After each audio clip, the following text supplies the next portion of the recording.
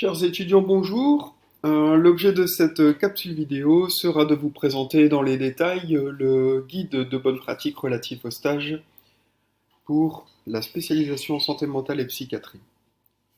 Alors, de quoi s'agit-il quand on parle de guide? Il s'agit tout simplement en fait du document de référence pour vos stages. Pour le groupe 2, il s'agit donc d'un nouveau document qui fait son apparition cette année, que vous n'avez pas eu l'occasion en tout cas de rencontrer, et qui permettra en tout cas de reprendre l'ensemble des directives qui seront relatives au stage, au rapport de stage, et qui permettront en tout cas d'assurer une certaine cohérence entre les étudiants et les enseignants. Alors, que contient ce guide? Bien, le guide comprend l'ensemble des informations qui sont liées à l'organisation des stages, ainsi que le contenu du rapport de stage. Nous y reviendrons après. Il s'agit d'un guide qui est uniformisé, je viens de le dire, par l'ensemble des enseignants, puisque tout le monde y a participé, en ce qui concerne le volet pratique.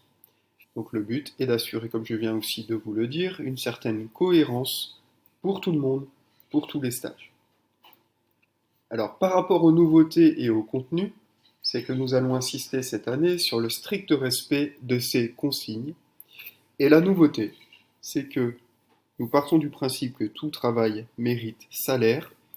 Si l'ensemble des directives qui sont reprises dans ce guide sont respectées, une cotation de 10% ou de 2 points sur 20 seront ajoutées à votre cotation finale de stage.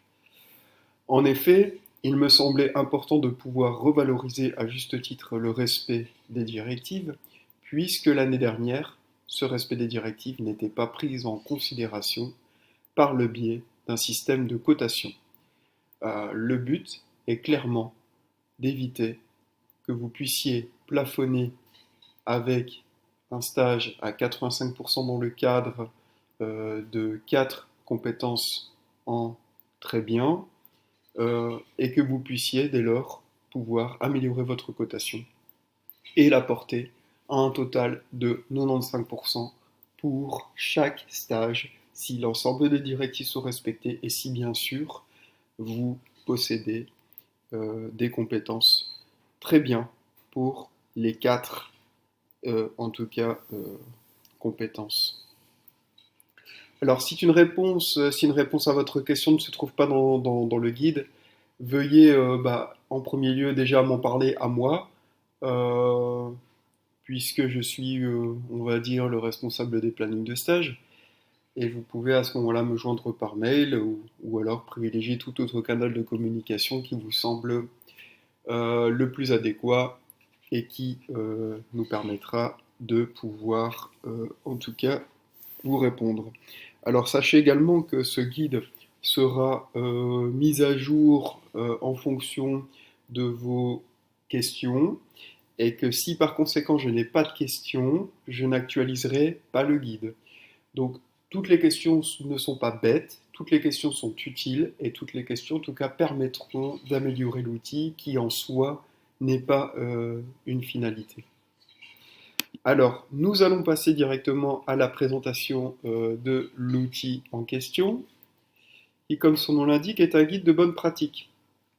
Alors, pourquoi guide de bonne pratique? Parce que vous êtes dans une formation adulte, vous n'êtes plus des étudiants en cursus scolaire classique, et que ce document doit être considéré comme une aide à la rédaction, une aide à l'organisation de vos stages, et je pense que, en tout cas, il ne doit pas être vu comme quelque chose qui est pénalisant.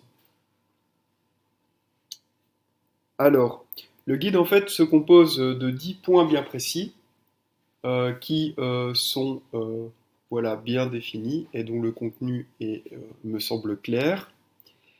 Le premier point donc, concerne donc la répartition des heures de formation pratique. La formation pratique est de 480 heures, c'est-à-dire l'équivalent de 30 crédits ECTS, et sont répartis comme suit. Alors, dans un premier temps, vous avez 2 stages intra-hospitaliers et un stage extra-hospitalier. J'ai déjà eu une question d'une étudiante qui me demandait ce qu'était un stage intra-hospitalier et extra-hospitalier, et qui pensait que les stages extra-hospitaliers étaient des stages qui se déroulaient en dehors de son institution. Alors, pour répondre de manière claire et précise, les stages intra-hospitaliers, ce sont des lieux de stage dans lesquels vous allez prester vos heures, qui sont reliés à la fonction 4 de la réforme 107, qui est une réforme qui est importante pour l'organisation des soins de santé mentale en Belgique, qui a vu le jour en 2011, même si elle a été créée lors d'une conférence interministérielle en 2009. Et donc, si vous avez l'impression que je vous parle un petit peu en charabia, je vous invite à vous rendre sur le site internet psy107.be pour avoir de plus amples informations sur les institutions de la fonction 4. Alors, les stages extra-hospitaliers, ce sont les stages qui, par définition, ne se situent pas dans la fonction 4. Tous les lieux de stage peuvent être réalisés, c'est-à-dire en dehors de l'hôpital. Ils peuvent être réalisés, si nous prenons la fonction 1, dans des lieux de santé primaire, c'est-à-dire éventuellement des maisons médicales ou plutôt des services ici de santé mentale. Si nous prenons la fonction 2 dans des équipes mobiles aiguës ou assertives, chroniques, qui sont les équipes dans la réforme F2A, F2B, peuvent être réalisés également des stages dans des centres de revalidation psychiatrique. Alors sachez que ces CRF, comme nous pourrons les appeler, ces centres de revalidation fonctionnelle, se situent un peu partout. Il est possible de réaliser un stage dans un CRF sur la ville de Tournai, au Cap, entre autres. Et certains d'entre vous, je pense, y vont dans le cadre de leur premier stage. Et vous pouvez également réaliser des stages pour ce qui concerne l'extra-hospitalier dans des institutions de la fonction 5. La fonction 5 concerne les fonctions d'hébergement dans des milieux psychiatriques, c'est-à-dire les maisons de soins psychiatriques que vous connaissez sous le nom de MSP et les initiatives d'habitation protégée que vous connaissez sous le nom certainement d'IHP. Les stages doivent être réalisés à concurrence de 395 heures pour un total de 11 semaines avec certaines précisions, comme vous pouvez le lire ici, qui doivent être prises en considération lors de l'élaboration de votre horaire. Je rappelle que cet horaire doit être réalisé avant votre stage, en concertation avec l'équipe et envoyé au responsable de stage et à l'enseignant qui viendra vous superviser et qu'il est susceptible de modification si l'enseignant ne trouve pas une date qui lui convient dans votre planning. Au niveau des stages spécifiques, plusieurs stages sont à réaliser, dont certains ont déjà pu le faire pour le groupe Psy 2 et d'autres viennent de le faire pour le groupe Psy 1. Le premier stage est un stage de connaissance de soi d'une durée de 14 heures que vous avez ici fait récemment sur 2 jours. Le second stage, malheureusement, a été annulé pour les circonstances que vous connaissez. Et donc, je ne m'attarderai pas là-dessus. Et d'autres stages spécifiques qui sont compris en dehors des stages classiques sont proposés ou seront proposés tout au long de l'année.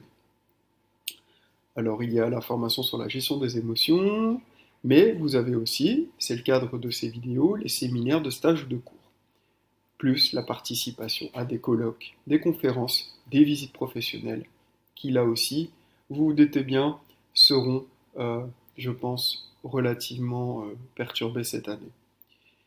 Alors, les caractéristiques des stages, nous en avons parlé, mais il est important de préciser que les stages en milieu intra-hospitalier doivent se faire de préférence avec un stage adulte. Les stages extra-hospitaliers, j'en ai parlé. Les horaires de stage Nous en avons parlé également.